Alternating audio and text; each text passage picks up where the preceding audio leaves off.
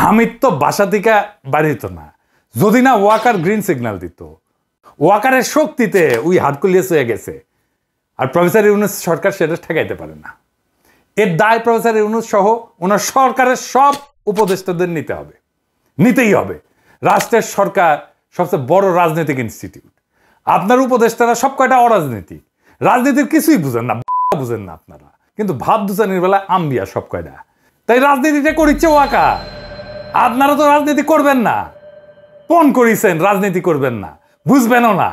পাবলিকের ডলা খাইতে না চাইলে ড্যামেজ কন্ট্রোলের জন্য আজকে হাসিনার সব কয়টা প্রধান নির্বাচন কমিশনারকে গ্রেপ্তার করেন, আর জনগণের কাছে মাপ চান হাত জোর কইরা যে আমরা ভাল শুন, মাপ কইরা দেন। আর শিরিন শারমিন তো এখনো দেশে আছে, শোনা যায় ওয়াকারের তত্ত্বাবধানে আছে। ওরে ধরেন না কেন? হাসিনা রেজিমে তো সে থার্ড মোস্ট ইম্পর্টেন্ট পার্সন ছিল, নাকি ওয়াকারের জিম্মায় আছে জন্য 7 খুন মাপ?